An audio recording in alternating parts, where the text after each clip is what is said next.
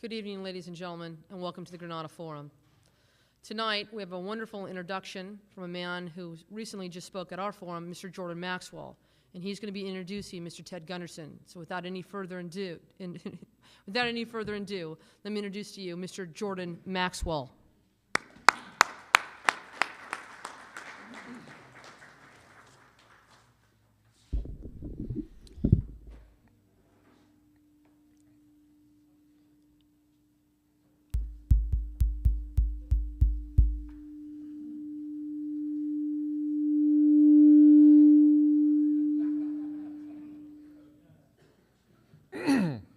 That wasn't me, that's the microphone.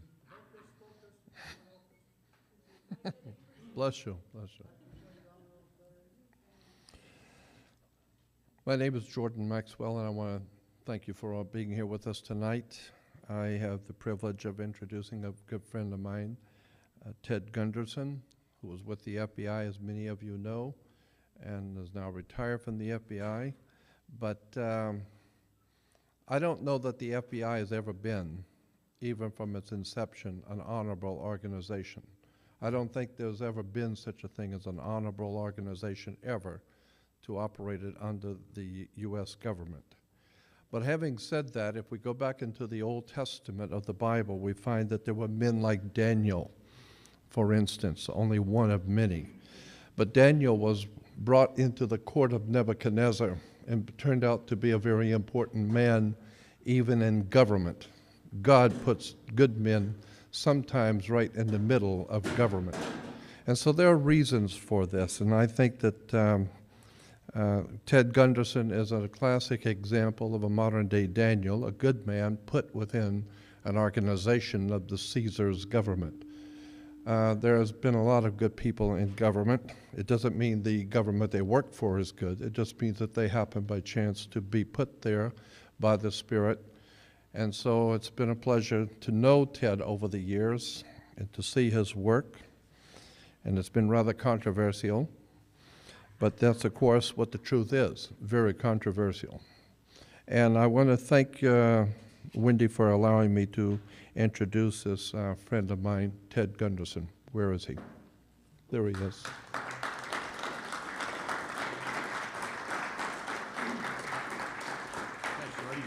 Thank you. Thanks, partner. Pleasure to be here.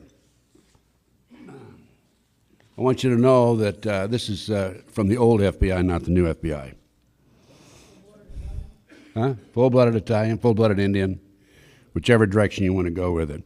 I hope everybody has a copy of a memo that I wrote just the other day, new information about the weapon that I think is going to be used by the terrorists in the next attack. And it's called, Could This Be the Terrorist's Next Weapon? Does anybody doesn't have a copy of that? Okay, be sure to get a copy at the table.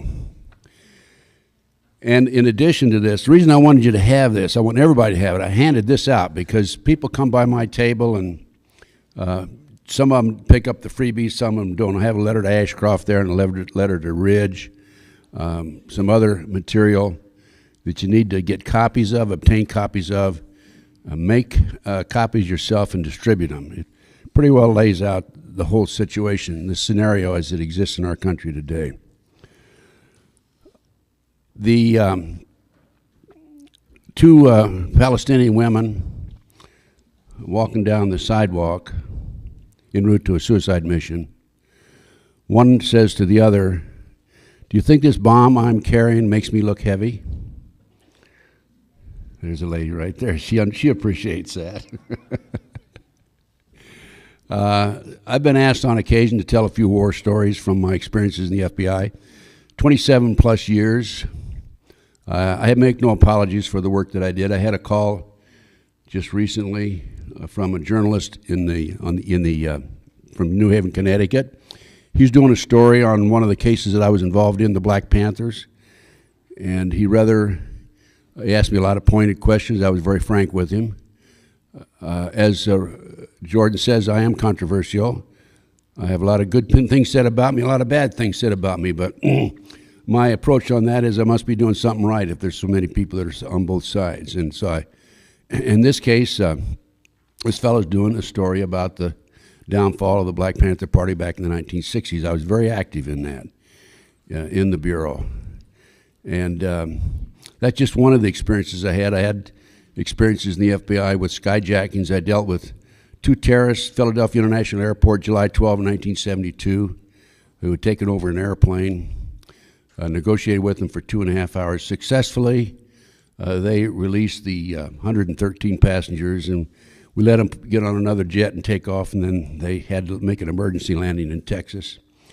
But I've had some other experiences also, and people ask me about, every once in a while, about my experiences. Those are just 2 of them that I'm relaying to you. And then I had one where an inmate's wife wrote to the inmate and asked, when should I plant the potatoes? And the inmate wrote back and said, for God's sakes, don't plant the potatoes in the garden. That's where the guns are buried. And the letter went through censorship, and his officials rushed to his home, completely dug up his garden. Upon hearing this, the inmate wrote to his wife and said, now plant the potatoes. And that reminds me of another story, experience I had in the FBI. This big 6'4", 255-pound fellow walks into the supermarket, walks over to a young clerk polishing apples. He said, I want a half head of lettuce. Kid didn't even look up. He says, we don't sell a half head of lettuce. And so he taps him on the shoulder. He said, kid, I want a half a head of lettuce. And the kid looks around. He says, just a minute, sir, I'll be right back. I have to go back and talk to the manager. So he rushed back in the back and rushed up to the manager. He says, the manager says, sir, there's some dumbass out here who wants a half a head of lettuce. Didn't realize this big guy had followed him back there. Turns around, sees him, and he says, and this gentleman wants the other half. And so the manager says, you know, this kid's got a great future with this organization. I want to find out more about him. So later in the day, he ran the kid down. He said, kid, I really like the way you handled yourself. You're going to have a great future with us. Tell me where you're from. The kid says, I'm from Massillon, Ohio. Nothing but prostitutes and football players come from Massillon. And the manager says, my wife's from Massillon. And the kid says, oh, well, what position does she play?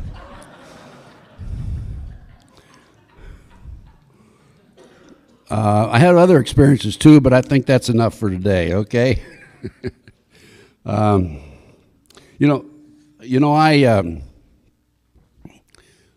entered the FBI in 1951, December 10, 1951. I was surprised I got in because I was 22 years old when I applied. You had to be 25, and you had to have 2 or 3 years experience in a supervisory capacity or have a law degree or accounting degree and so forth. I had some accounting background. You would know it if you looked at my checkbook today. But I applied, and the agent who interviewed me says, I think you can make it all right. He said, the only problem you have is you're only 22 years old. And he thought a minute, and he said, his name was Zimmerman. I'll never forget. It was in Detroit, Michigan. He says, I'll tell you what, write a personal letter to J. Edgar Hoover and tell him, although you're only 22, you look like you're 28. And the truth is, I look like I was 19, by the way. But I wrote this letter, and the next thing I know, 6 weeks later, I'm an FBI agent in Quantico, Virginia, in training. From there, I moved around the country. I was, in my career, involved in just about in fact, as a matter of fact, I looked for assignments. I looked for the work that I could handle, so I'd learn everything as much as possible. I know in New York, when we had a bank robbery, a New York City office, we had a bank robbery one afternoon about 4 o'clock on a Friday, and that's when everybody's getting ready to go home. Of course, in New York, you usually have about an hour and a half commute home. At least I did. I lived out Long Island. And the guys are all running for the men's room and getting in the stalls and putting their feet up so you can't see if you look under, to avoid going to the bank robbery. I was out there. I wanted to go. I wanted to learn about it.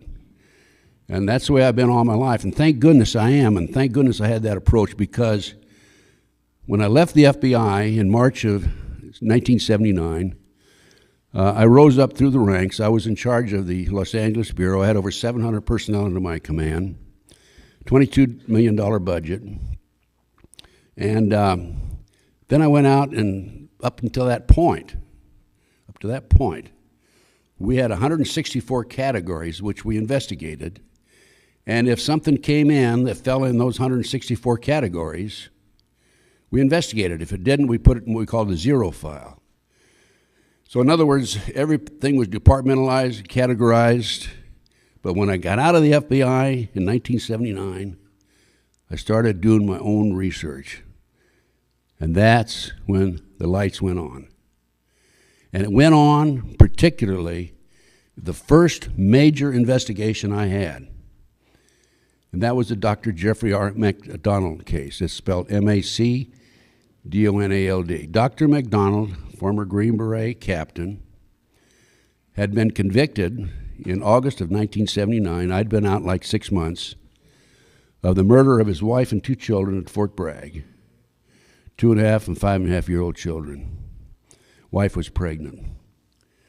And some of his friends came to me, doctor friends, and said, "Will you investigate the case?" And I said, "Yes, I will. I will, as long as I believe in his innocence, I'll continue to work the case indefinitely." And I'm still working the case. The man is absolutely innocent. Once you become involved in a major investigation like this, you have to sit down and read everything, and there was a 6-week trial, and you have to analyze it, and you have to decide which direction you're going to go, of course. And I have pretty good instincts when I become involved in these cases. I said to myself right away, immediately, I have an idea, I have a feeling there's drugs involved here. And so once I get into the case, start investigating it, I ended up October the 25th, 1980, I ended up with a confession from a girl named Helena Stokely. Now this case has been the subject of a major investigation and 2 books and a movie. And it's called Fatal Vision, if you happen to recall it. So within 10 months, as I said, I had this confession from Helena Stokely. She was the girl, if you know the case, in the floppy white hat. She was the girl who Jeff MacDonald said at the time he was fighting off his assailants, a black male, 2 white males, and Helena, while he was laying on the couch in the living room. She was chanting, "Acid is groovy, kill the pigs. Acid is groovy, kill the pigs." So Helena gives me this confession. I have it, by the way, I have a videotape of a confession from her. I don't have it with me tonight, but you can order it. I don't think it's even on my order blank, so I have to update my order blank. But I have this confession on audio tape. And long story short, I had 3 sessions with her, a total of about 30 days. And we just went right down the line, right down the line. And what we ended up having in this case was huge, major cover-up. This was a case that involved flying drugs in plastic bags in the body cavities of the dead GIs coming out of Southeast Asia in the 60s, late 60s, early 70s. Now, you're saying to me, how do you know, Ted, just because some girl tells you that? Well, if you want to do your own research, or if you want to buy some of my research, I have a summary on that case, by the way. This is written up, this technique of bringing the drugs in plastic bags in the body cavities. Time magazine, January 1, 1973. I was in the case, of course, in 1980, 81. That's when I broke it. So, the case today, and so I'm saying to myself, what's going on here? I mean, evidence was lost, stolen, destroyed. People lied on the witness stand. What's going on here? And after I got the confession and developed more information, I realized it was a huge drug cover-up. And Helena Stokely, who gave me the confession, was a member of a satanic cult. And her cult was distributing these drugs up and down the East Coast. And Helena also told me that there were 7 people in the house that night who were involved in the murder, and she suspected that 2 of them were CID agents, Criminal Investigative Division, Department of the Army agents, who had infiltrated her cult, which I think is probably one of the major reasons for the cover-up, because Can you imagine their own undercover people being involved in a triple murder? The liability there, and not only that, but the publicity. Cover-up, huge cover-up, absolutely no question about it. Evidence was lost, as I said, stolen, destroyed, altered, and the latest information on that case, okay, so that's the case that woke me up, right? And the latest information on that case, in 1997, the judge said we're going to do DNA tests based on motions filed by the criminal defense attorneys of Dr. McDonald's. And here we are, 2004, they still haven't done the DNA tests. And the judge also said, okay, we're going to examine 15 pieces of evidence, and only the prosecution can be present when the evidence envelopes are open. You want to guess what happened when the prosecution opened the evidence without the defense attorneys being present? 5 of them were empty. 5 of them were empty. How disgusting, how revolting. And I went public with this information. I was on radio, TV, and people came out of the woodwork from all parts of the country and started talking to me about satanic cults. This is what's behind the evil in this country today, in the government, at virtually every level of the government, virtually every level of society. These people, Illuminati / satanic cults, have infiltrated our society, particularly in the government, federal government, city, county, state. I have statements. I have phone calls. I have people coming from all parts of the country talking to me, trying to give me information. I have so much information on this. I have so many people demanding my time, and I can't handle it all. I'm basically the Lone Ranger. I operate by myself. I've tried to operate with other people. It doesn't seem to work out because the government puts too many people in my presence, plants people on me, okay. And I'm the Lone Ranger. I just can't handle it all. I can't possibly handle it all. I don't even I don't have Tonto working with me. So that's it. But I'm doing the best I can. And one of my goals, about the only thing I can do, because I do have this inside information, this basic information about corruption in our society and what's behind it. One of my goals is to come out and educate as many people as possible. And that's why I'm here. That's why I'm here talking to you. That's why Wendy's had me back a number of times. Jordan is in the same position I'm in. He's educating as many people as possible also. And I urge you to get as much of my material as you can afford and make copies and distribute it to your friends. This is a nickel and dime business for me. Sure, I might make $5 on a book, but what's that? The important thing is get the information out. And I have a couple of things I'd like to bring up before I get into the main portion of my lecture, which is going to be the gigantic cover-ups that have taken place over the last 50, 60 years that I know of. This is a video that I have. This is called Conspiracy of Silence. Now, one of the reasons Congress passes the Patriot Act without any opposition, establish Homeland Security, 170,000 people, right, who are going to tell us and protect us about the terrorist movement. One of the reasons Congress passes this is because of what's on this videotape. In the 1980s, I became involved in an investigation in the Midwest.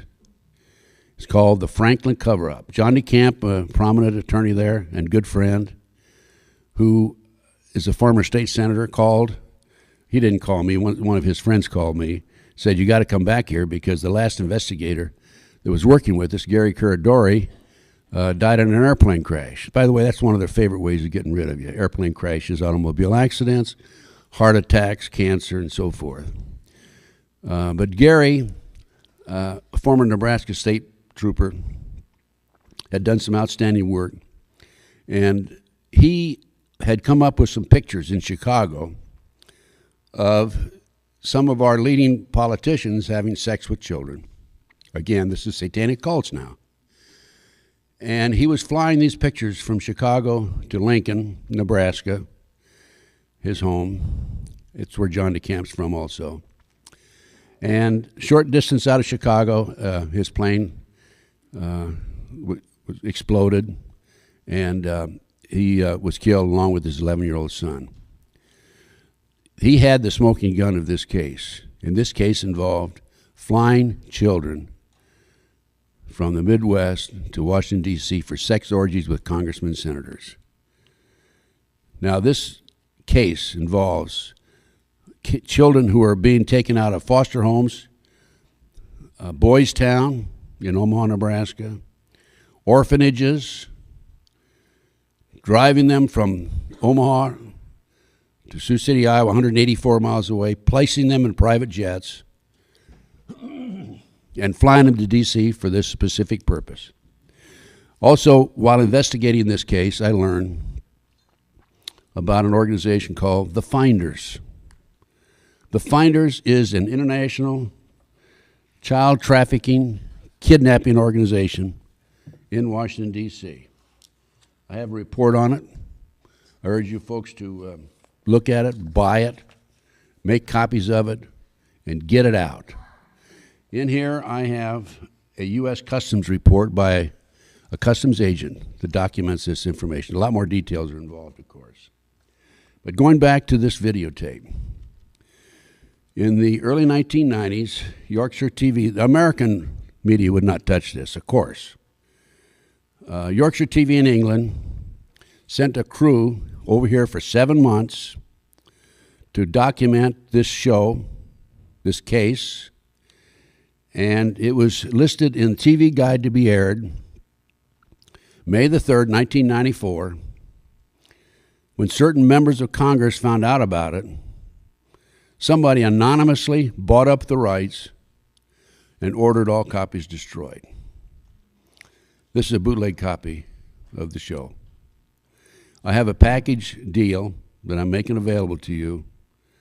Involves this video, the Finders report, which ties into this, why Johnny can't come home, story about a 12-year-old, 11-year-old newspaper boy, 12 years old, Johnny Gosh, kidnapped in West Des Moines, Iowa, sold to the cults, and thereafter used as a sex toy.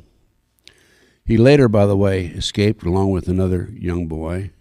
They stole a car, and Johnny has been in hiding ever since. I happen to know he's alive today. He was hiding on a reservation, Indian reservation in northern Minnesota for a number of years. In 2020 came along, decided they wanted to do a show like Yorkshire TV did in England. And I talked to a girl named Karen Burns, who was the producer. And she started poking around on the Indian reservation, so Johnny had to take off. But this package also includes pawns in the game. Now, pawns in the game. I gave a lecture on the McDonald case, as a matter of fact, about 8 or 9 years ago in Los Angeles. And when I came off the podium, this stranger walks up to me, hands me pawns in the game. He says, "Ted, this is what it's all about. Read it. This is what it's all about. This is a story about Bush and Kerry and the Rockefellers and the Trilateral Commission, Council on Foreign Relations, the Bilderbergs. It's all right here. And it's all about the Illuminati. The Illuminati was established back in the 17th century, 1776 was, May the 1st, 1776 was when the 25 goals were announced by Adam Weishaupt to take over the world. And that's on pages 26, 27 of this book. These goals included corrupt the youth through sex and drugs, elect our own people to the higher offices and political positions. If you can't elect your own people, put your own agentures in as advisors. Control the media with sex and drugs with the kids. I mean, that's obvious. That's obviously what's happened. Control the media. I have in my research a document from the congressional record, February the 9th, 1917, wherein Congressman Callaway from Texas announced on the floor that the J.P. Morgan interests had bought up 25 of America's leading newspapers and inserted their own editors in order to control the press. Anyway, this whole package is available for, and then I have the Franklin cover-up book, which is out of print right now, but that's part of the package. And if you decide you want to buy this package, $85, I will put you on back order for the Franklin cover-up book. John DeCamp, the attorney I told you about just a moment ago, is in the process of getting another edition of this out. But this is a story about how I became involved in these issues. I started thinking for myself. I started doing my own research, and I couldn't idly sit by and allow these things to happen without trying to do something about it.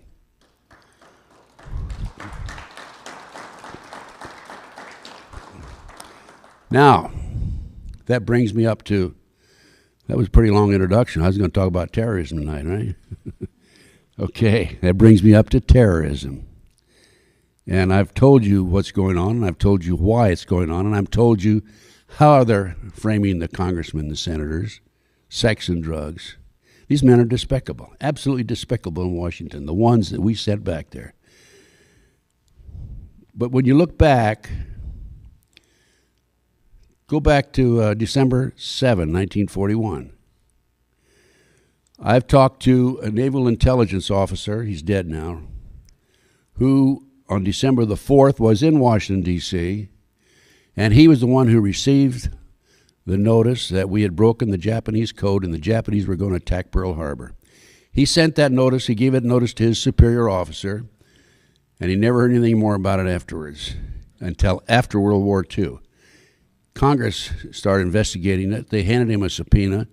His superior officer said, don't even bother to go. Don't worry about it, I'll take care of it, and you'll understand later on. He never did appear before Congress. But we had that information. Meantime, we could have pulled the fleet out of the harbor in Pearl Harbor. Didn't. We had 2,400 boys go down in the USS Arizona alone. Pearl Harbor, cover-up. And then let's go on to Dallas, Texas. Jack Kennedy assassination.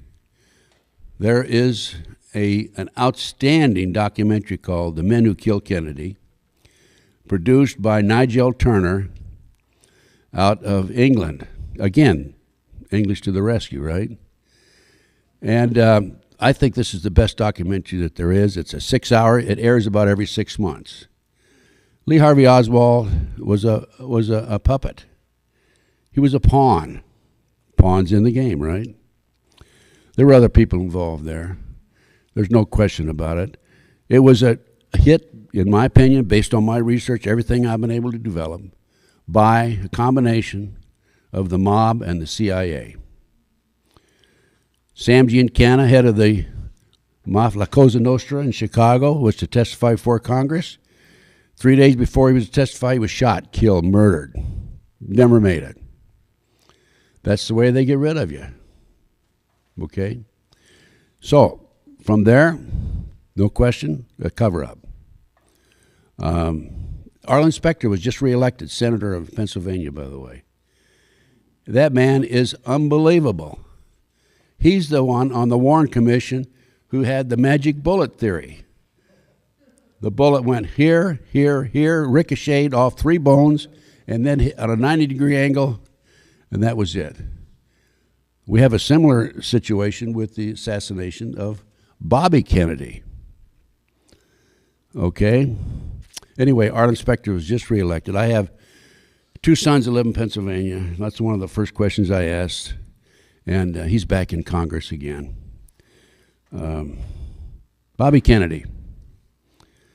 There were more bullet holes in the walls, the doors, 11 of them, than Saran's gun could hold. Saran's gun would only hold 8 bullets.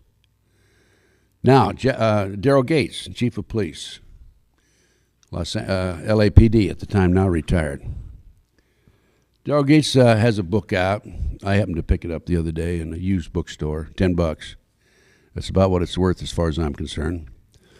And I think I paid $2 for it. I'm not sure. Anyway, he gives the same dissertation, basically, that our inspector does on Jack Kennedy.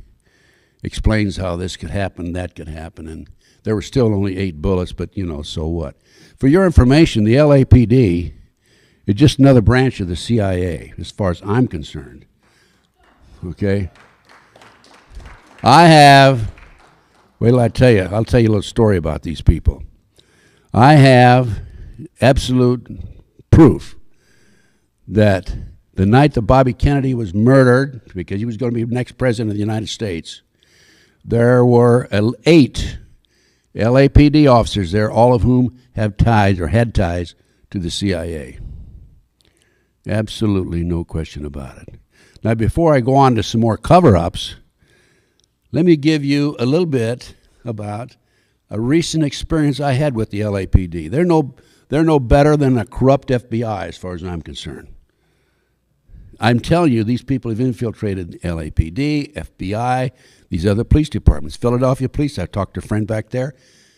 Same situation. The Christians in the Philadelphia Police Department are not being given promotions. They're promoting everybody but the Christians. When they find out you're a Christian, they don't promote you. I have this from a good source. So recently, I'm in and out of LA regularly, by the way. And last fall, I was at my daughter's apartment. She was on the East Coast. I was staying there doing some work. And about 10:15 a.m., I was standing next to the window. It was shot out. Window was shot out. And then, after that, of course, I made a police report on it. And then I started receiving some threatening phone calls, which I've been receiving for 25 years, by the way. And the third phone call at my daughter's apartment mentioned her by name.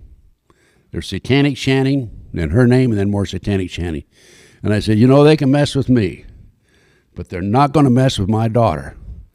That is hands off, because she has nothing to do with this. In fact, she thinks I'm a kook, but, so be that as it may. Let her think that. I just want them to stay away from her. So I marched down to the LAPD Wilcox Division. And I have my recording, and I play the recording to Detective Pat Barron. He says, yes, that is a threat. No question, we're going to put a trap on your line right away. And I told him I was ex-FBI. You know what a trap is? A trap is where they lock into any number that's coming to you. In other words, if I receive a phone call, I pick it up, whoever called me, it locks into, and the police can identify that person.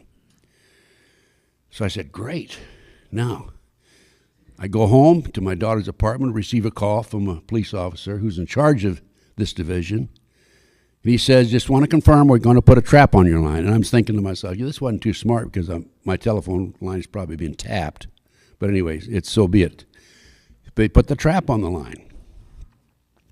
I received 7 more threatening phone calls. And I'm saying, good. Let's have 7 more, and let's have 7 more after that, because we're going to find out who these people are who have been calling me for 25 years. And I go back to Las Vegas, my home. I call Pat Barron, Ted Gunderson. Ted who? Gunderson. Ted who? Gunderson. Don't you remember me? No, I don't remember you. Trap, telephone trap, remember? What trap? Yes, telephone trap on my line, my daughter's line. I don't know what you're talking about. So I file a complaint with Internal Affairs. Okay, well, that's not so good. Because what happened was I'm writing back and forth to Internal Affairs. And I'm talking to Pat Barron. And I even get the Internal Affairs file number, right? The file number by which they investigated the case. And then I receive a letter. There's no misconduct on the part of the LAPD, and no trap was ever set on that line. So incidental to another case, I said to myself, they're not going to outsmart me. Through a friend, a paralegal friend of mine, we issued a subpoena based on this other case. This other case involved, we think, satanic cults a hospital that's murdering their patients for body parts, the whole 9 yards, which is like the kids. The kids are selling on the auction block for $50,000 each. In the Nebraska case, going back to the Nebraska case, Paul Benassi, who was one of the kids who came forward and told us about this and was part of their network, they used him as a decoy to attract other kids over, and then the adults would grab them, has attended 6 such auctions where the kids were placed on a stage, as many as 36 and as few as 6 in those 6 auctions. Ages 2 to 21, they put the kids in their underwear, boys and girls. They put a label around their neck and put a sign on there, number 305, and that's what they bid on. So, going back to the telephone trap. And so based on this case where we think that they are selling body parts, killing people in the hospital and selling body parts, we issued a subpoena to the LAPD. And in the subpoena we say, we want all the information from file number so-and-so and so-and-so, internal affairs investigation. Receive a letter back. There's no record of us ever having had any contact with you in the LAPD. They shot out my window, complaints, telephone complaints. I've made all kinds of complaints. They've been in and out of my car. They've come into my house. August the 2nd, they came into my home while I'm sleeping, sometime between midnight and 3 a.m., took the bathrobe off the foot of the bed and laid it out ceremoniously in front next to the bed, just to let me know they're around. Last night, they were in my car. They flipped the hazard lights on. I'm going down, I left my sister's in Orange County. I'm driving down the freeway, and I look, my hazard lights are on. I didn't touch my hazard lights. They just let me know they're around. They're probably in this audience right now, which is fine. I could care less. But here we have not only the FBI, this is an example of corruption within the LAPD, and it's going on across America. So we talked about Bobby Kennedy, another cover-up. Ruby Ridge, the poor fellow, he refused to be an informant for BATF, and when he wouldn't be an informant, they sent another person in, one of their informants in, and got him purchasing a sawed-off shotgun that was 1/8 of an inch or 1/4 of an inch too short, which gave them authority by law to file a complaint against him. They filed a complaint. They served him. He didn't appear in court, so they go out with helicopters and sharpshooters and murder his wife. Horiuchi, the FBI sharpshooter, murdered the wife while she had the baby in her hands. And they tried, the FBI, Louis Freeh, the director, defended him. They tried to prosecute him for murder in Montana or Idaho, wherever, Ruby Ridge, Idaho it was. He got off of it. Horiuchi did. They tried Randy Weaver. Tried him for murder because one of the marshals was shot. Fortunately, he hired Jerry Spence, the famous lawyer from Wyoming, and he was able to get out of that. He's written a book about Ruby Ridge. Waco. That's another disgrace. There were 4 BATF agents murdered at Waco. A number of Branch Davidians are serving life in prison right now for the murder of these 4 BATF agents.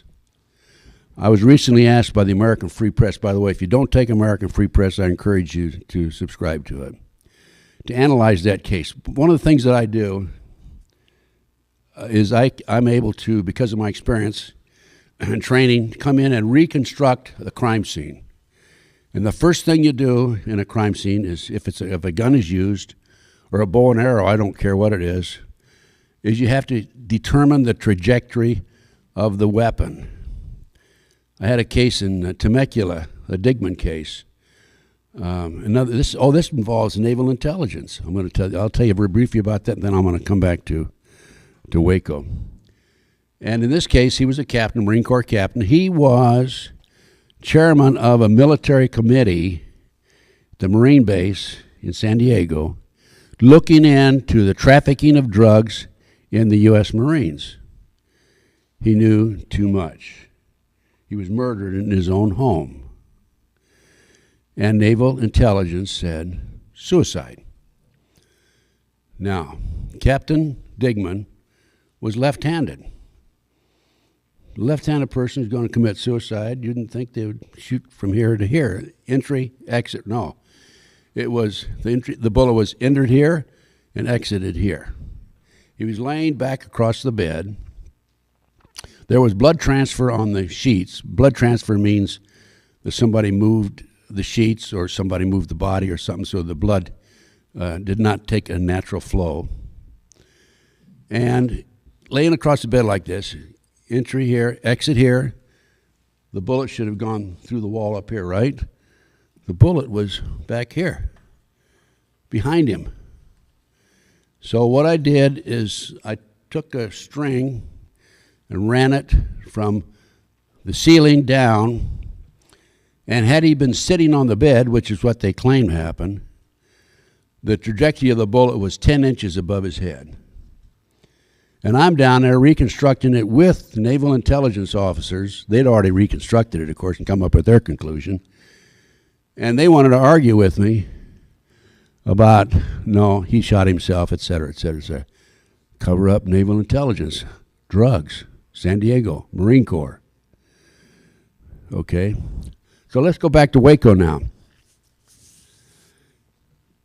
I was asked to write an article and analyze the murder of the 4 BATF agents. And based on my research and analysis of the case, every one of the BATF agents was shot in the head. Now, those of you who have been in the military know right now what that means. We had a sniper pick them off. The Branch Davidians are running for their life from the fire. Maybe they did shoot, maybe they didn't shoot, but those Branch Davidians did not murder those BATF agents. One of them, the trajectory of the bullet was from up above, and there was a helicopter there, of course, down in through the lip and down into the cavity of the body. Do you know what? Researched it more, and all 4 of those BATF agents were bodyguards at one time for Bill Clinton. Isn't that interesting? So Willis Carto, who was the publisher of the American Free Press, asked me to do an article on it. I just finished it. I just sent it in. I don't know if he's going to print it or not, but we'll see if that comes out. Okay, we have Waco. World Trade Center, 93, February 26, 1993. The FBI had an informant, Salam. He was commissioned by the terrorists. He was in with the terrorists, commissioned by the terrorists to put the car bomb together. He goes to his FBI superiors. We're going to use a dummy bomb, aren't we? They said, no, we're going to use a real bomb. So the FBI not only knew in advance, they furnished the ingredients for the bomb through him. The reason he was not prosecuted is because he wore a body mic when he talked to the terrorists, and unknown to the FBI, he wore a body mic when he talked to the FBI. Otherwise, he probably would have gone to jail with the other terrorists. Joseph was the head terrorist. Joseph, by the way, CIA trained. So this was written up. You want documentation? This was written up on October 28, 1993 in the New York Times. This information came out during the trial. I don't understand why. I do understand. But Congress, somebody in Congress should say, what's going on here that the FBI furnished ingredients for a bomb, the World Trade Center? Fortunately, the car bomb was not parked where it should have been parked. When they brought it in to park it next to one of the support beams, another car was illegally parked there, so they had to put it elsewhere. But that, regardless, that explosion went 6 floors deep. And there were a number, I think there were six people killed, $1 million in damage. I forget the figures on that. But there were a lot of innocent people killed on that. No investigation to speak of. And then Oklahoma City, April the 19th, 1995. I personally made 2 trips to Oklahoma City out of my pocket. I'm famous for that, spending my own money for these things. And I have an inside investigator tell me that there were at least 11 other individuals involved in Oklahoma City besides McVeigh and Nichols. Jolly West, one of the foremost active MK Ultra CIA mind control experts, visited McVeigh when he was incarcerated in Oklahoma City and in Colorado. McVeigh was a patsy. He was a mind control victim, as far as I'm concerned, based on everything I've seen. The car bomb was not an ammonia nitrate bomb. First they said it was a 1,500-pound bomb, then they said 2,500, and then they finally got it up to 4,800. And I'm sure that the reason they kept increasing the weight of the bomb was because people were I'm sure the experts were saying, hey, a bomb 1,500 pounds wouldn't make that damage. That car bomb was actually a bomb that was developed by the government called an electrohydrodynamic gaseous fuel device. I'll call it a barometric bomb for short. It was developed by Hercules Manufacturing Company, Silicon Valley, for the U.S. government. The person who developed that bomb was Michael Riconosciuto, a good friend of mine. His father was CIA. They owned the Hercules Manufacturing in Hercules, California. And Michael told me that at the time of Oklahoma City, there were only 10 government scientists who knew how to put that bomb together. Now, General Parton came out with a theory that, about the car bomb and the conventional bombs on the inside. He and I were in difference over this situation, but he's right and I'm right, I think. What happened is the barometric bomb went off, followed 9 seconds later by a conventional bomb on the inside. And then there were 4 other bombs on the inside of Oklahoma City, conventional bombs, that did not explode.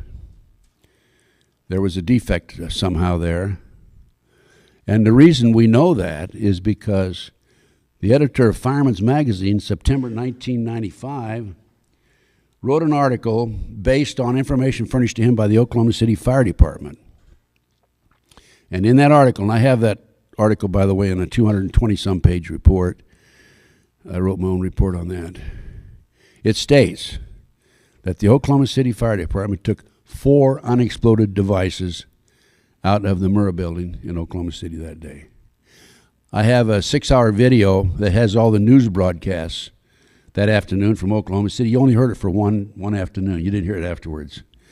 And a number of the announcers said, we're going to find out now who did this because they're bringing the unexploded bombs out. One of them has U.S. Army stenciled on the side of it.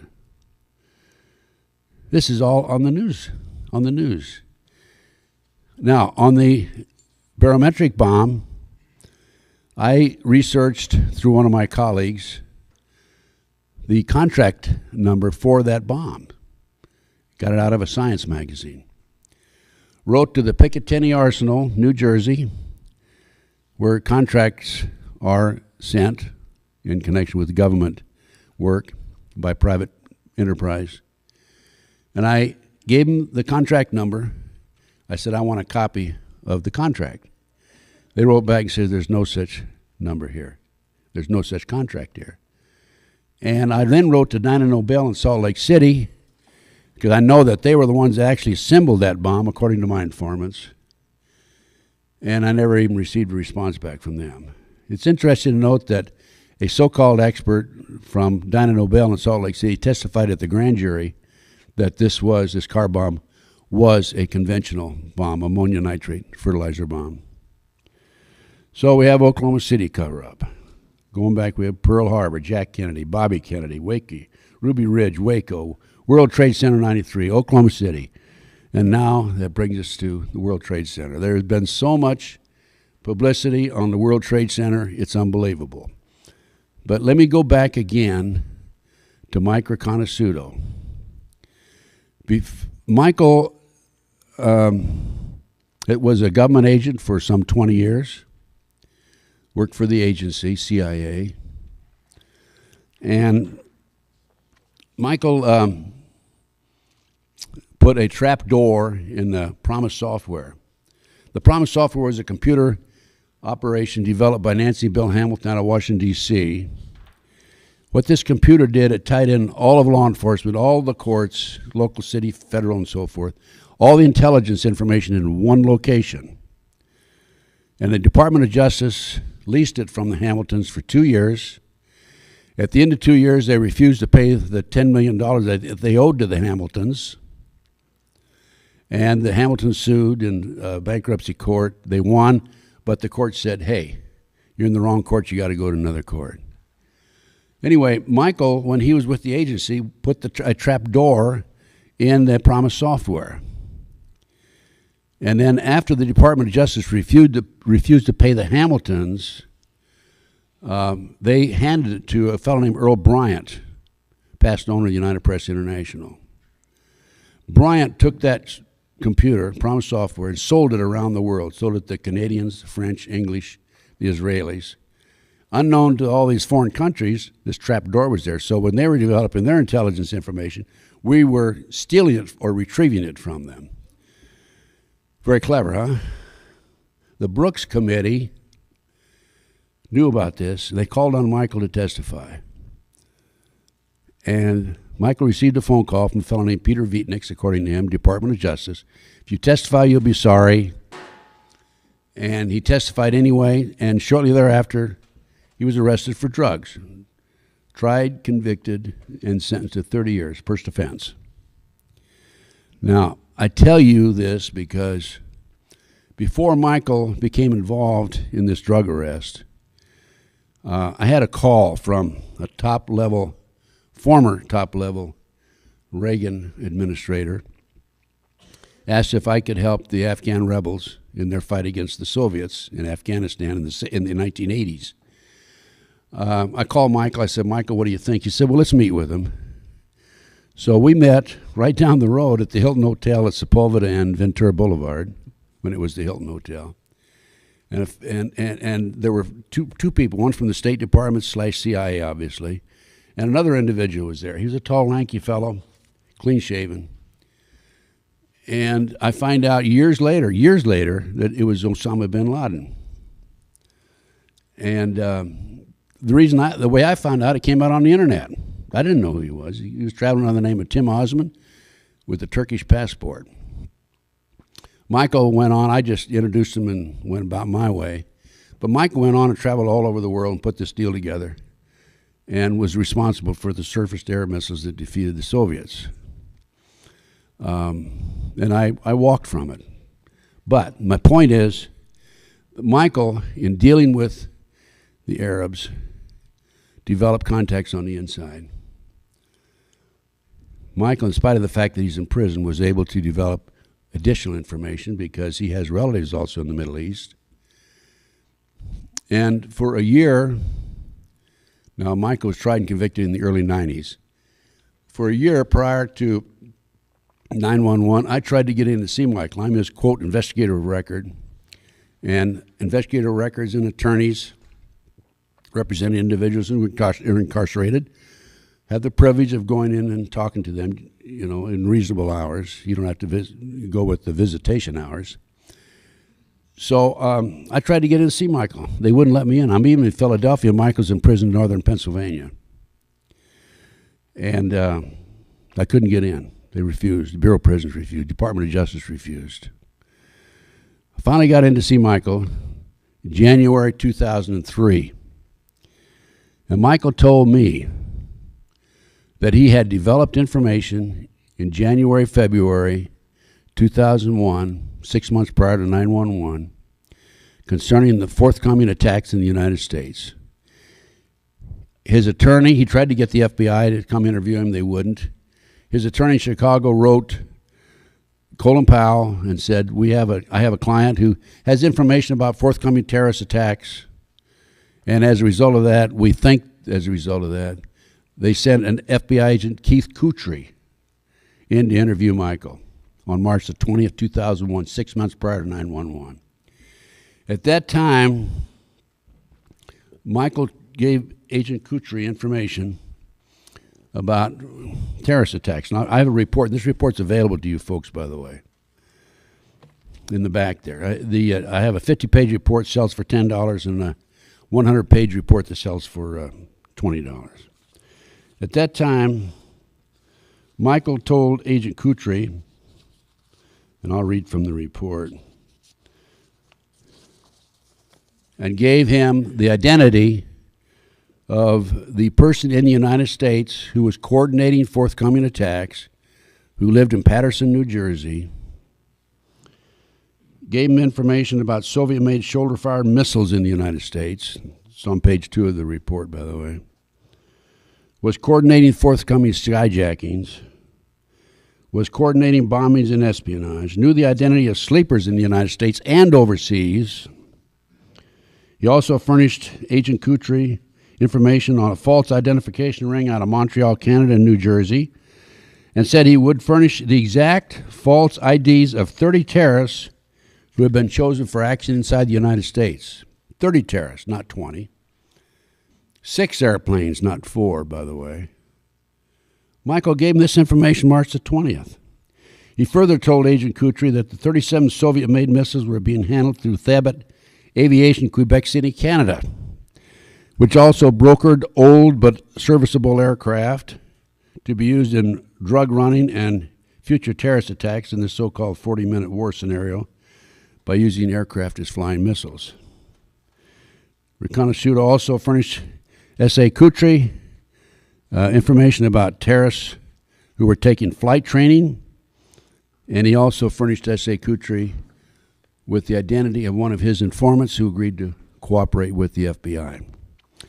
Now, going back to Thabet, T-H-A-B-E-T Aviation, Quebec City, Canada, my report was posted on the internet. 3 weeks after my report was posted, Thabet Aviation, Quebec City, Canada, changed its name and moved 3 blocks away. This information was furnished to the FBI 6 months prior. He thought he had done his job as an American citizen, prevented a terrorist attack. However, 2 days after 9/11, September 13th, Agent Kutry comes back, and he accuses Mike of being a hoax, being anti-government, anti-FBI, of furnishing false information, of a conspiracy theorist. I guess that makes all of us bad people. Of a know-it-all, a hoaxer, et cetera, et cetera, et cetera. Did nothing with it. In the meantime, I'm saying to myself, I have to document that the FBI interviewed him on March the 20th because Michael tried to get the records from the Bureau of Prisons and they wouldn't give them to him, the exact date that he was visited by the FBI agent Kutry. I spent 1.5 years writing letters to Senator Allen of Virginia, and they would furnish the letters to the FBI, back and forth, back and forth, back and forth, trying to get the FBI to admit that they had interviewed Michael March the 20th. They wouldn't do it. It took me 1.5 years. I finally pinned them down, and I got them to admit that they interviewed Mike, and that's in my report too, by the way. But you should read the letters that the FBI wrote and that I wrote, back and forth, back and forth. It took me 1.5 years for them to confirm this. By the way, in the meantime, going back to the trap on my phone in L.A., the FBI was furnished this information by the LAPD. We served a subpoena on them, and they're not giving it the information to us either. The FBI is not giving information to us either. So that's what's happened on the latest information on 911. There's all kinds of documentation about other people being involved in it. And I passed out a flyer. I wanted to make sure everybody received a copy of this, and I want you to make copies and get it out to each one of you. Now, this is self-explanatory in the memo that I wrote, but on September 8th, one of my contacts told me that he thought he knew why the terrorists, or why the Arabs, not terrorists, the Arabs in this country today were so interested in the crop dusting airplanes. And he put it together, and he called me on September the 8th. He says, you know what? I think that they're going to use a cloud bomb, and that's why they want to look at the crop dusting planes. And the Arabs have been traveling all over the Midwest particularly, taking pictures of crop dusting airplanes and locating different airplanes and so forth. The next day, September the 9th, as you can see from the memo, North Korea exploded a Cloud 3 over North Korean-Chinese border, near the border, 2 miles in diameter, a cloud 2 miles in a diameter. And I called my source back, he said, I think you're right. I think that that's what we're looking at. And my source then furnished the information to the FBI field agents. They were very anxious to investigate it, started investigating it, and all of a sudden they quit communicating with my source.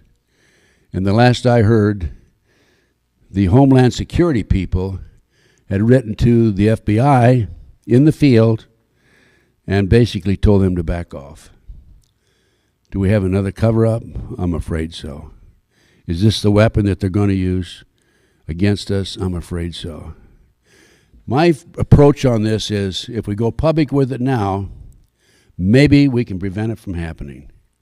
If we'd gone public about advanced information about 911, maybe we would have prevented it from happening.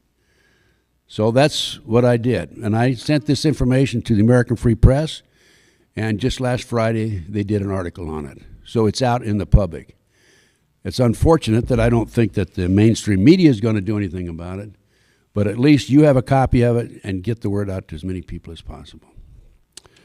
I think I've run the gamut on this. Anybody have any questions?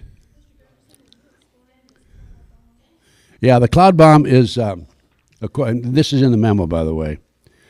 The cloud bomb is, they disperse diesel fuel, make a cloud out of the diesel fuel, and it's, in North Korea, it was 2 miles in diameter, and then they use another chemical to explode it, to ignite it, and everything underneath it is crushed, and it's the cloud is at 3,000 feet, by the way, followed by fire.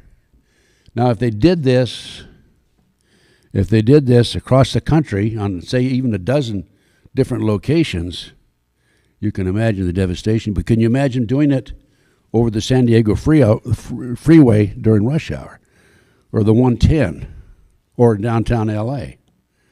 Yes. The last question before this was, can you explain the cloud bomb? Yeah, okay. This way we get it on If you tape. have a question for Mr. Gunderson, just come to the mic. Yeah. Okay, now, they've been spraying with these chemtrails for 3-4 years, and they just started really giving it to us again. I think they're on the C-130s, but they say they're not even, they're just robotically, they are spraying everything. They started out with 4 countries, and then they went to 14, now the whole world's getting it. Now, they spread out all over the higher stratus. If they set something off like that, I mean, the whole country is going to get seared, burned. So what do you do in a case like this? Because, see, I want to have you on the TV station with me, and we're going to really let the people know. And if I get shot, I don't care, just so we get it out, This is what we have to do. Well, how soon we got to go on TV station? As soon as you want. I got 7 channels, 4 nights. I'll be here I'll be here the 18th. I'll be back here the 18th, and I'll talk about going on either the 17th or the 19th. Can you do it then? We're going to sure try. Okay. We'll try. If you can't, I'll come back later. Okay. Yeah. That gentleman has a series of TV stations.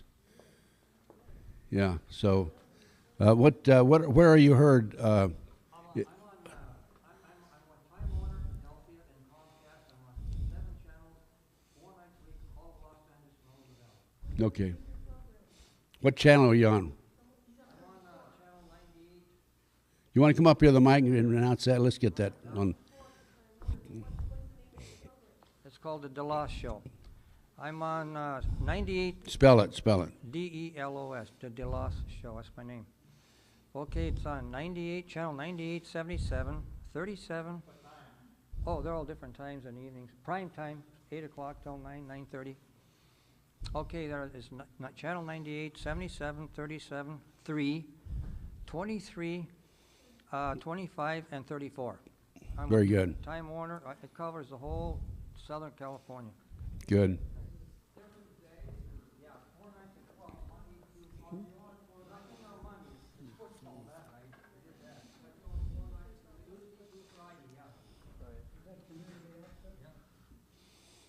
Yes, sir. Are you familiar with this new tape and information that's out concerning the fact that the planes that crashed into the Trade Center, they're saying, had no windows in them? Yes, I'm And if familiar so, with that. Pardon me? I'm familiar with that. What is your opinion of that? I mean, if we can prove that, it's fine. I've seen the pictures like you have, and I'd say it's a good possibility that I've seen the theory. I've heard the theory on that the other planes went out over the Atlantic and somebody just exploded them and dropped them in the ocean. I think that's all possible. I just don't know. You know, I'm like you. I've seen it. I don't know if it's true or not. I assume there's a good possibility it's true. By the way, speaking of that, I have pictures of the World Trade Center buildings explosions back there on my desk. What happened is a contact of mine took the news broadcasts of NBC that afternoon, 911, and slowed the frames down to 30 seconds, 30 frames per second. Thanks, Doug. And you can see here the explosions at around about the 80th floor. I don't know if you want to zero in on that or not. You want to zero in on that? This is the one real telltale explosion right here where my finger is.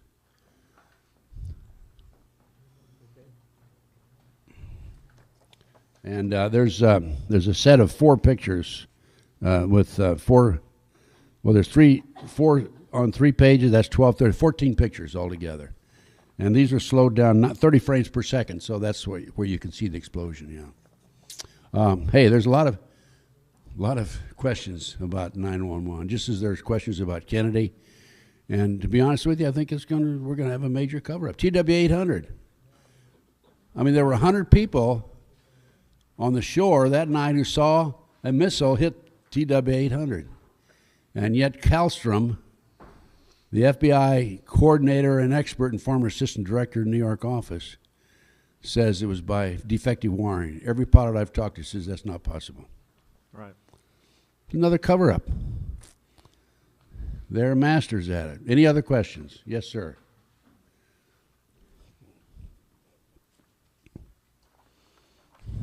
Thank you for your information. Could you explain the fact that in Oklahoma City, they began to clear the debris out from the building within the next day, and the same company pulled the same thing at the World Trade Centers, and I've only seen that mentioned one time. Could you explain that? That's true. Well, it's part of the, I would say it's part of the cover-up, part of the same company cleared up both facilities, Oklahoma City and the World Trade Center. It explains itself. And then another interesting facet to that, I had 2 members of the defense team for McVeigh contact me because of the work that I had done on Oklahoma City and my report. I sent my report to the defense team, and they came out and interviewed me for 4.5 hours. And they told me that they went on the property after the bombing to gather dirt soils and samples, because from the dirt you can tell, from the taggants, from the bombs, you can tell who manufactured the bombs. You can trace the bombs. It's like your fingerprints. And the marshal accompanied them, wouldn't let them pick up anything. All he could do is walk around and look at it. Okay, any other questions? Thank you. Thank you, sir. Ted, I'm glad you brought up about the Oklahoma bombing, because after I left Las Vegas, I moved to Denver to investigate the Columbine massacre, and one of our conferences we had an all weekend event, and one was a nuclear engineer who had retired, and he went down and met with General Parton, and he gave testimony at the grand jury investigation in Oklahoma City, and he said he took a 5-gallon bucket, because he said it was amazing where they had all this rubble from Oklahoma Murrah building. They had barbed wire around there and guards. He said, why would they have guards at a place like that? So he was able to persuade one of the guards to give him rubble in that 5-gallon. He said, it has the blueprint. It was an atomic explosion. which, you know, ties in what we were talking about, probably a barometric bomb. But he said that will be there for the next 20,000 years or longer. But he said that, you know, it's just amazing that, you know, a scientist like him could get that kind of evidence, but we never saw it in the papers, you know. Well, has he has he gone public with it? Oh, yes, we got him on video giving his testimony to us. Who did he give the testimony to? To our group, you know, we had a conference that weekend, you know. In Colorado? Yes, in Denver, yeah. Yeah, well, typical. When they hauled it off, they put it behind a fence and nobody could get to it. The rubble and the dirt. Yes, sir. You have a question? I understand that, is it General Parton? Yeah, General Parton. General Parton did some calculations on that epicenter of that bomb and the pressures that were involved as it moved away, which is, I guess they drop off at 1 over d squared or d cubed, I'm not sure. Right. And so when you got out to the end there wasn't much pressure, and yet those big columns went down. Was his testimony or his information allowed? No, I don't think anybody paid any attention to him. Yeah, but they didn't do anything with it. So it was effectively cut out from the investigation. Didn't know that. I think Parton was right and I was right. Initially, so. Parton said that there was no barometric bomb, but there was a barometric bomb, number one, and then it was followed 9 seconds by a conventional bomb, which blew the rebar also outward, which indicated the bomb was from the inside. Thank you. And then, as I said, there were four other conventional bombs that were taken out of there, according to this magazine. Yes. Hi, Ted. When you mentioned earlier at Flight 800, who of any importance might have been on that airplane? You know, I'd heard that there might have been a couple of detectives from Arkansas on there, weren't there, Doug? Yeah. I also heard. Huh? They were going to Paris, I heard. England? Yeah. And also, somebody told me that it was John Birch. John who? John Birch? I don't know. It was a massive cover-up. Who knows what was on this? Ed Saunders, I think that's his name. He and his wife got one of the people on the inside to give him a cloth sample, which they had analyzed, which established that it was an explosive device. And then the government prosecuted them and put them in jail. Carol Howe, Oklahoma City, was a BATF informant. And she came forward and told about the fact that she had given them advance information. They prosecuted her. Fortunately, she was acquitted. They planned to prosecute me back in the 80s. I was 1 day away from being indicted by a grand jury in Dallas. And it didn't work. And then, listen a minute, Doug. And then when that didn't work, I had several occasions when gunmen were waiting for me. And then when that didn't work, the government put a girl named Pam Fawcett on me, tried to set me up and frame me on a drug deal, and that didn't work. Now they've got a guy named Stu Webb out there, who's an FBI informant, putting disinformation about me on the internet. When I said earlier in my lecture, good and bad information, well, he's the guy that's putting most of the disinformation out. And very frankly, as a result of, it's worked. As a result of his negative information about me, I receive very few lecture requests anymore. People are afraid of me. They think I'm an FBI informant or whatever, you know. Doug, you know I'm not an FBI informant. Right. Well, and he's the FBI informant, right? He's the FBI informant. He's disinformation specialist. The letter he wrote to the FBI, right? Yeah. Saying that he was an FBI informant. Well, he was on a video where he bashed me on a video. So I ordered a copy of the video from John Gentry in Dallas, and 23 minutes into the video, he says that he's working for Robin Sandoval, FBI, in Las Vegas, and he's been given a symbol number. Now, a symbol number to the average person doesn't mean anything, but to me, it means the FBI gave him a symbol number, so when they attribute information to him in a report, it does not identify him as the source. I took this video, I watched it on my couch. I said, I can't believe that he said that, because that's what I needed. That's the smoking gun for me to prove he's an informant. I took this video and made copies and sent it About 10 days later, after I saw it, sent it to a couple of friends of mine. They called back and said, there's nothing in there about him being given a symbol number. I said, what?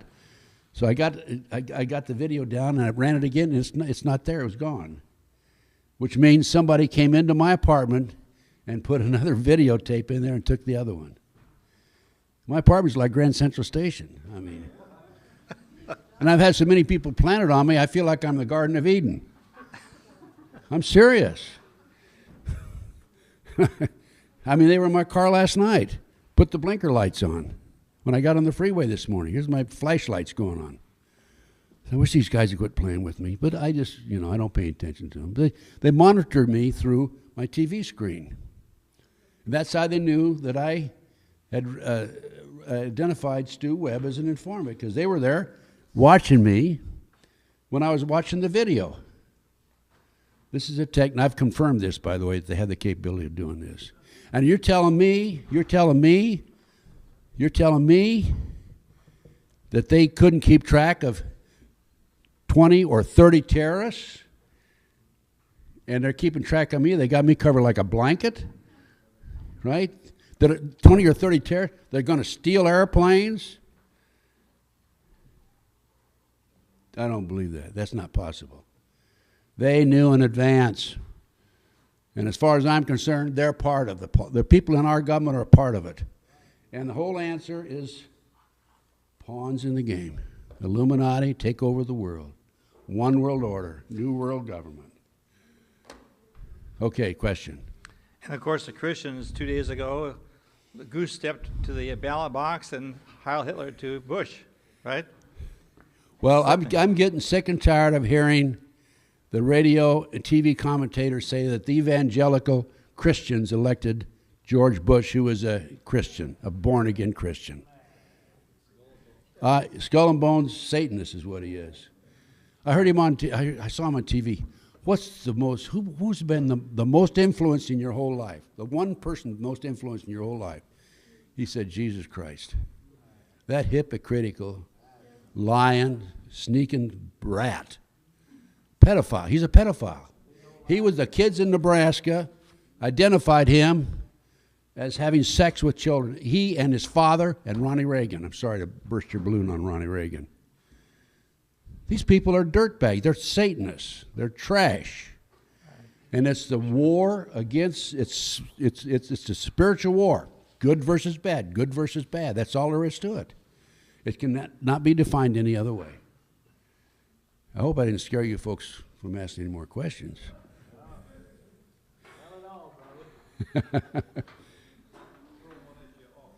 Huh?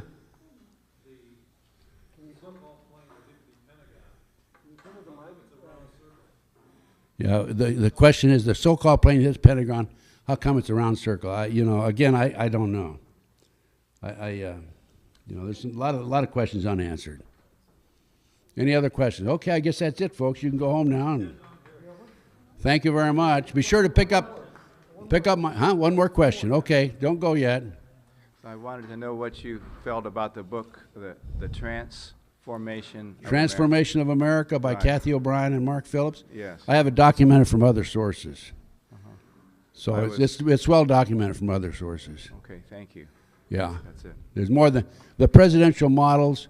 There's thousands of them in America, as far as I'm concerned. Most of them have not come forward. Yes, another question. I have a curiosity question. What would the advantage would the government have with Waco and Oklahoma City? I just cannot figure where the government would want to do something like that, because I don't see where they got anything to gain. I can see Ruby Ridge. And things Well, I think in Waco, it was a BATF production to get more money on appropriations. Oh, okay, I agree to that. Yeah, okay. And what was the other one, 911 or? No, Oklahoma City. Oklahoma Yeah, City? Right. Oklahoma City, I think, was a prelude to Homeland Security and the Patriot Act. Oh, okay. Yeah, okay. Yeah. And they didn't get it passed right away. It was introduced. You remember? Oh, yeah, you're right about that. Yeah. I It was recall. introduced, and there was an article in USA Today, terrorists Terrace, Yeah, I agree is with on the that. fast track, Yeah, now that you bring it up, I do Yeah, agree with what you're saying. right. Yeah. Okay, another question here. When there's a crime scene and the police arrive, what is the first thing they usually do? Protect the scene. Right. And then they bring in the forensic experts and they take evidence, right? Photographs and evidence. Why wasn't that done at the World Trade Center? Because it's a cover-up. They don't want forensics. That was big. They don't want forensics. How many millions of people in law enforcement across the country know the procedure and they know that that was violated and saw that happen and nobody agree. reported that crime? Thousands. By the way, I forgot to mention Stanley Hilton, the attorney from San Francisco who's representing the families, Yes. is filing a lawsuit against George Bush and the rest of them, claiming that they not only knew in advance, they were part of it. That George Bush himself gave out the order. He has affidavits from insiders and also from Terrace's wife. And so what's going to happen? Nothing. Another cover-up. What can be- The courts, according to him, ordered him to drop the lawsuit. The judge did. Okay, I guess that's it, Wendy. Thanks, dear. Be sure to take a look at my material back there. Get copies and make copies. Thanks a lot, Wendy. Well, let's thank Ted Gunderson one more time with a round of applause.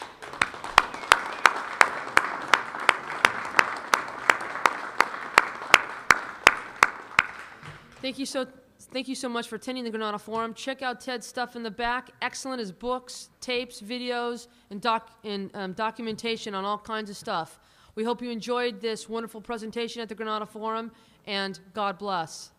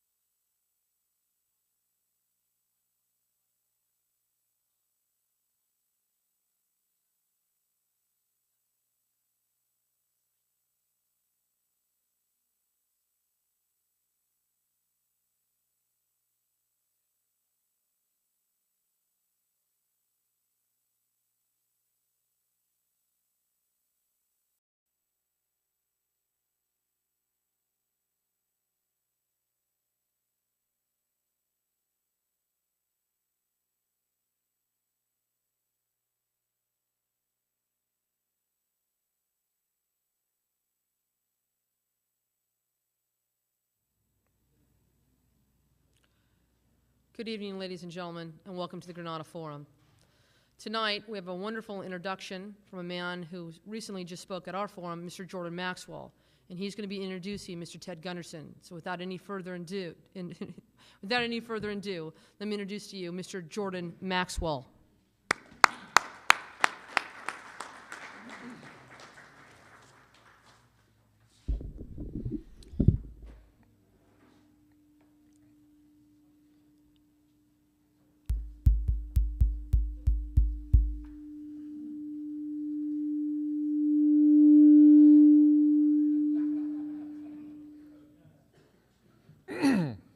That wasn't me, that's the microphone.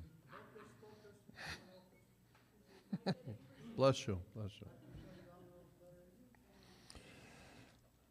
My name is Jordan Maxwell, and I want to thank you for being here with us tonight. I have the privilege of introducing a good friend of mine, Ted Gunderson, who was with the FBI, as many of you know, and is now retired from the FBI. But I don't know that the FBI has ever been, even from its inception, an honorable organization. I don't think there's ever been such a thing as an honorable organization ever to operate it under the U.S. government. But having said that, if we go back and says, you know, this kid's got a great future with this organization. I want to find out more about him. So later in the day, I ran the kid down. He said, kid, I really like the way you handle yourself. You're going to have a great future with us. Tell me where you're from. The kid says, I'm from Massillon, Ohio. Nothing but prostitutes and football players come from Massillon. And the manager says, my wife's from Massillon. And the kid says, oh, well, what position does she play?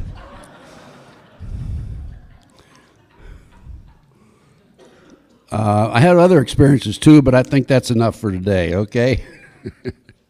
I entered the FBI in 1951, December 10, 1951. I was surprised I got in because I was 22 years old when I applied. You had to be 25, and you had to have 2 or 3 years experience in a supervisory capacity or have a law degree or accounting degree and so forth. I had some accounting background. You would know it if you looked at my checkbook today. But I applied, and the agent who interviewed me says, I think you can make it all right. He said, the only problem you have is you're only 22 years old. And he thought a minute, and he said, his name was Zimmerman. I'll never forget. It was in Detroit, Michigan. He says, I'll tell you what, write a personal letter to J. Edgar Hoover and tell him, although you're only 22, you look like you're 28. And the truth is, I look like I was 19, by the way. But I wrote this letter, and the next thing I know, 6 weeks later, I'm an FBI agent in Quantico, Virginia, in training. From there, I moved around the country. That's just one of the experiences I had. I had experiences in the FBI with skyjackings. I dealt with 2 terrorists, Philadelphia International Airport, July 12, 1972, who had taken over an airplane. Negotiated with them for 2.5 hours successfully. They released the 113 passengers, and we let them get on another jet and take off, and then they had to make an emergency landing in Texas. But I've had some other experiences also, and people ask me about, every once in a while, about my experiences. Those are just 2 of them that I'm relaying to you. And then I had one where an inmate's wife wrote to the inmate and asked, when should I plant the potatoes? And the inmate wrote back and said, for God's sakes, don't plant the potatoes in the garden. That's where the guns are buried. And the letter went through censorship, and his officials rushed to his home, completely dug up his garden. Upon hearing this, the inmate wrote to his wife and said, now plant the potatoes. And that reminds me of another experience I had in the FBI. This big 6'4", 255-pound fellow walks into the supermarket, walks over to a young clerk polishing apples. He said, I want a half head of lettuce. Kid didn't even look up. He says, we don't sell a half head of lettuce. And so he taps him on the shoulder. He said, kid, I want a half a head of lettuce. And the kid looks around. He says, just a minute, sir, I'll be right back. I have to go back and talk to the manager. So he rushed back in the back and rushed up to the manager. He says, the manager says, sir, there's some dumbass out here who wants a half a head of lettuce. Didn't realize this big guy had followed him back there. Turns around, sees him, and he says, and this gentleman wants the other half. And so the manager, okay, be sure to get a copy at the table. And in addition to this, the reason I wanted you to have this, I want everybody to have it, I handed this out because people come by my table and some of them pick up the freebies, some of them don't. I have a letter to Ashcroft there and a letter to Ridge, some other material that you need to get copies of, obtain copies of, make copies yourself and distribute them. It pretty well lays out the whole situation, the scenario as it exists in our country today. The 2 Palestinian women walking down the sidewalk en route to a suicide mission. One says to the other, do you think this bomb I'm carrying makes me look heavy? There's a lady right there. She appreciates that. I've been asked on occasion to tell a few war stories from my experiences in the FBI. 27 plus years.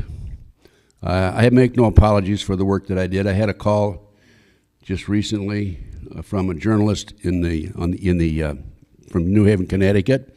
He's doing a story on one of the cases that I was involved in, the Black Panthers, and he asked me a lot of pointed questions. I was very frank with him. As Jordan says, I am controversial. I have a lot of good things said about me, a lot of bad things said about me, but my approach on that is I must be doing something right if there's so many people that are on both sides. And so in this case, this fellow's doing a story about the downfall of the Black Panther Party back in the 1960s. I was very active in that, in the Bureau. And to the Old Testament of the Bible, we find that there were men like Daniel, for instance, only one of many. But Daniel was brought into the court of Nebuchadnezzar and turned out to be a very important man, even in government. God puts good men sometimes right in the middle of government. And so there are reasons for this, and I think that Ted Gunderson is a classic example of a modern-day Daniel, a good man put within an organization of the Caesar's government. There has been a lot of good people in government. It doesn't mean the government they work for is good. It just means that they happen by chance to be put there by the Spirit. And so it's been a pleasure to know Ted over the years and to see his work. And it's been rather controversial. But that's, of course, what the truth is, very controversial. And I want to thank Wendy for allowing me to introduce this friend of mine, Ted Gunderson. Where is he? There he is.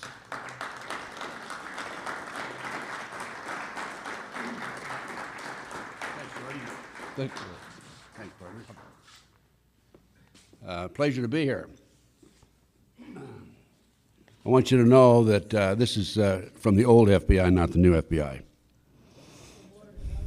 Huh? Full-blooded Italian, full-blooded Indian, whichever direction you want to go with it. I hope everybody has a copy of a memo that I wrote just the other day, new information about the weapon that I think is going to be used by the terrorists in the next attack, and it's called, Could This Be the Terrorist's Next Weapon? Does anybody doesn't have a copy of that?